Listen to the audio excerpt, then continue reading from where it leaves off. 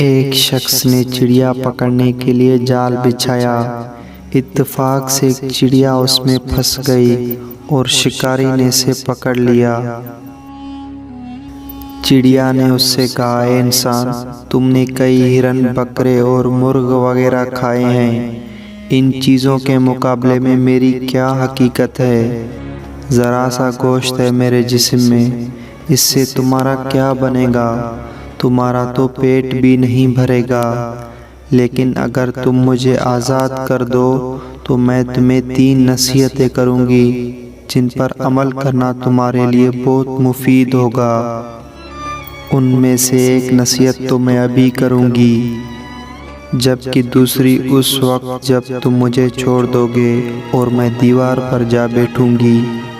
اس کے بعد تیسری اور آخری نصیحت اس وقت کروں گی جب دیوار سے اڑ کر سامنے درخت کے شاخ پر جا بیٹھوں گی۔ اس شخص کے دل میں تجسس پیدا ہوا کہ نہ جانے چڑیا کیا فائدہ مند نصیحتیں کرے۔ اس نے چڑیا کی بات مانتے ہوئے اس سے پوچھا، تم مجھے پہلے نصیحت کرو، پھر میں تمہیں چھوڑ دوں گا۔ چنانچہ چڑیا نے کہا، میری پہلی نصیحت یہ ہے کہ جو بات کبھی نہ ہو اس کا یقین مت کرنا۔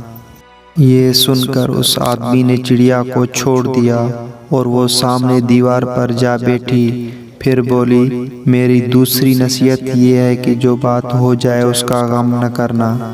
اور پھر کہنے لگی، اے بھلے مانس، تم نے مجھے چھوڑ کر بہت بڑی غلطی کی، کیوں نہ کہ میرے پیٹ میں پاؤ بھر کا انتہائی نایاب پتھر ہے۔ اگر تم مجھے ذبح کرتے اور میرے پیٹ سے اس موتی کو نکال لیتے تو اس کے فروخت کرنے سے تمہیں اس قدر دولت حاصل ہوتی کہ تمہارے آنے والی کئی نسلوں کے لیے کافی ہوتی اور تم بہت بڑے رئیس ہو جاتے۔ اس شخص نے جو یہ بات سنی تو لگا افسوس کرنے اور پچھتایا کہ اس چڑیا کو چھوڑ کر اپنی زندگی کی بہت بڑی غلطی کی۔ اگر اسے نہ چھوڑتا تو میری نسلیں سنوار جاتی۔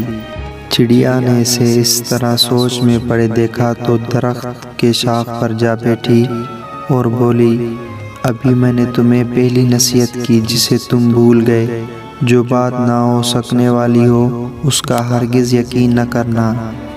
لیکن تم نے میری اس بات کا اعتبار کر لیا کہ میں چٹاک بھر وزن رکھنے والی چڑیا اپنے پیٹ میں پاؤ وزن کا موتی رکھتی ہوں۔ کیا یہ ممکن ہے؟